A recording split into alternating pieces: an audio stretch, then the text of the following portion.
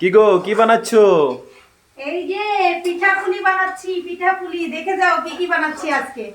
ও বাবা, এটা কি হচ্ছে? এই যে এটা কি? নারকেল ভাজি করছি আর এখানে দুধের ক্ষীর বানিয়ে রেখেছি দেখো। ওয়াও, 2 খুব লিটার স্বাদ। দুধ ছিল। 2 লিটার দুধ ছিল, এগুলো কত কত কম হয়েছে দেখো। এতে তো হবে না, এটাতে কার হবে? আমি একা খেয়ে নেবো এতটুকু। তুমি একা খেলেই হবে গো, আমার লাগবে না, আমার খেতে হবে ছেলে না। কি খাবে যদি আমি আমার খেয়ে বর নেই? খুশি হলে আমি খুশি, বুঝলে? এই এই কিছু এত কিছু বানাচ্ছি শুধুমাত্র তোমার জন্য। আচ্ছা। আমার তো পিঠে পুলি খেতে ভালো লাগে না। ছেলে কি খাবে যদি আমি খেয়ে নেই? ছেলের জন্য যে বানাচ্ছি দুধ পুলি। দুধ পুলি বানাবো। এই যে ডো বানিয়ে রাখা আছে, চালের গুঁড়ো আচ্ছা। দিয়ে ডো বানিয়েছি। এখানে জুম করো, এখানে জুম করো। চালের গুঁড়ো দিয়ে ডো এটা বানিয়েছি। পনির চাং দেখতে লাগছে। আরে আর এই যে পাটিসাপটার জন্য ঘুল বানিয়ে রাখছি।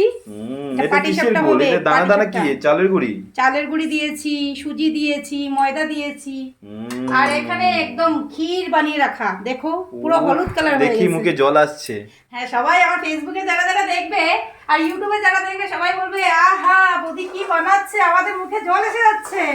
বৌদি আমাদেরকে ডাকে না কেন? কিন্তু কি করে ডাকবো বলো? আমি তো থাকি এত দূরে, তোমরা কি আসবা এত দূরে খেতে? পিঠাপুলি খেতে আসবা? সবাই পিকনিক করছে কিন্তু আমরা পিকনিক করতে পারছি না, তাই পিঠাপুলি বানাতে আমরা সবাই ব্যস্ত হয়ে গেলাম। তোমাদের হ্যাঁ, দাদাও ডাকলে- আমাকে অনেকটাই হেল্প করছে কিন্তু। ডাকলে সবাই আসবে। কি দারুণ সুগন্ধ! পিঠা পুলি খাই তুলি, বাজনা তু বাজাই ঢুলি। কি করবো এখন বলো, তাড়াতাড়ি বলো। এই যে নারকেলগুলো ভাজতেছি, একটু পরেই দুধ পুলি বানানো শুরু করে দেব। আর এখানে পাটিসাপটার ঘুল বানানো রয়েছে, এটাও বানাবো। তারপর কি বানাবো বলো? তারপর কি খাবে? তারপর ঝাল কিছু হলে ভালো হয়। আচ্ছা, মানে ঝাল কিছুই বানাতে হবে, ডাইরেক্ট তো বলতে পারো আমাকে। বুঝতে পারছো তো, মিষ্টি খাওয়ার পর মুখটা একটু ঝাল হলে আরো ভালো লাগে। তাহলে চেষ্টা করছি ঝাল কিছু বানানোর। এই যে নারিকেল আছে, নারিকেল দিয়ে ঝাল বানানোর চেষ্টা করব। তোমরা বলবে এই মেয়েটা পাগল হয়ে গেছে, নারিকেল দিয়ে আবার ঝাল কিভাবে বানায়? কিন্তু আমি ঝাল বানাই নারিকেল দিয়ে, অনেক স্বাদ হয়, অনেক টেস্টি হয়। তোমাদের দাদাকে জিজ্ঞেস করো, অনেকবার খাইয়েছিলাম। দেখবে সবাই এই রেসিপি ট্রাই করবে। না, রেসিপিটা বলা যাবে না, এটা সিক্রেট। বলছি না, এটা একদম সিক্রেট থাকবে। বলছি না, তোমাদের দিদি যে বানাচ্ছে যেটা তোমরা ট্রাই করো, করে সত্যি তোমাদের ভালো লাগবে। আমি কিন্তু রেসিপি শেয়ার করছি না, পরে যদি যার ভালো লাগবে।